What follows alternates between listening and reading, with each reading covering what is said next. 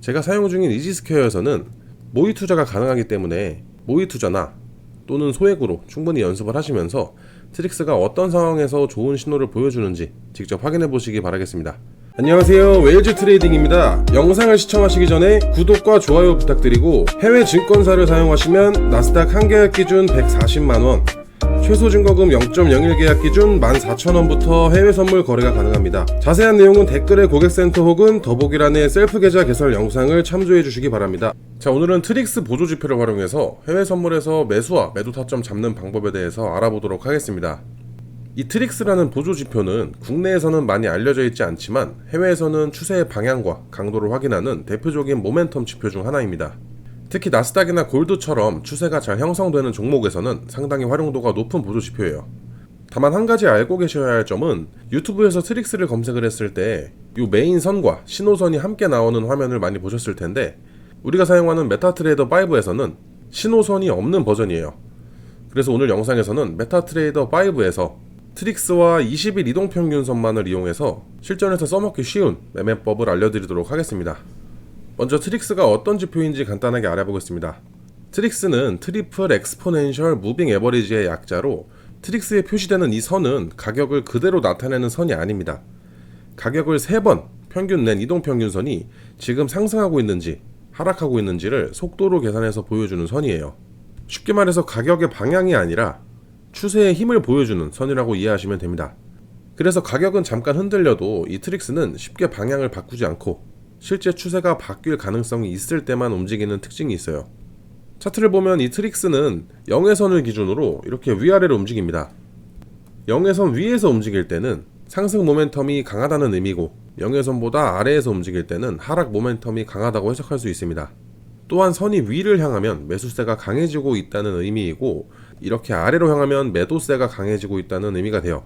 하지만 이 트릭스 하나만으로 매매를 하면 신호가 늦거나 잘못 나오는 경우도 있기 때문에 오늘은 20일 이동평균선과 함께 사용하는 방법을 알려드리겠습니다. 자, 첫 번째는 가장 기본이면서도 실전에서 많이 사용하는 전략이에요. 먼저 가격이 20일 이동평균선보다 위에서 움직이고 있는지를 확인을 합니다. 20일 이동평균선보다 위에 있다는 것은 단기 상승 추세가 유지되고 있다는 의미예요. 그 이후에 트릭스를 확인을 합니다. 트릭스가 0의 선보다 아래에서 올라오면서 0의 선을 돌파했을 때 상승 모멘텀이 새롭게 강해지고 있다는 신호가 됩니다. 현재 나스닥 5분봉 차트를 보면 가격이 이렇게 계속 상승하면서 20일 이동평균선보다 위에서 캔들이 움직이고 있어요. 그런데 여기서 잠시 조정이 나온 뒤에 20일 이평선 근처까지 내려가게 됩니다. 하지만 여전히 20일 이동평균선보다 위에 위치를 하고 있고, 트릭스가 상승을 하면서 0의 선을 돌파했어요. 이런 구간에서 매수에 진입을 하시면 되는 겁니다. 손절은 최근 저점 아래에 두고, 익절은 이전 고점이나 손익비 1:2 이상을 목표로 설정을 하시면 됩니다. 자, 이번에는 매도 전략입니다. 가격이 20일 이동평균선 아래에 움직이고 있다면 시장에서는 하락 추세가 형성되어 있다고 볼 수가 있어요. 이 상태에서 트릭스를 확인을 해서 0의 선보다 위에서 아래로 내려오면서 0의 선을 이탈을 했을 때 하락 모멘텀이 강해지고 있다는 의미가 됩니다. 예시를 들어보면 이런 구간에서 20일 이동평균선보다 캔들이 아래에서 움직이고 있어요. 트릭스선은 0의 선보다 위에 있지만 기울기를 낮추면서 0의 선보다 아래로 내려오고 있습니다. 계속해서 하락을 하다가 0의 선을 아래로 이탈을 해요. 0의 선을 돌파한 이후에 다음 캔들이 시작될 때 매도 진입에 고려할 수 있는 겁니다. 여기서도 마찬가지로 손절은 최근 고점 위, 익절은 이전 저점이나 손익비 1:2를 목표로 설정을 하시면 됩니다.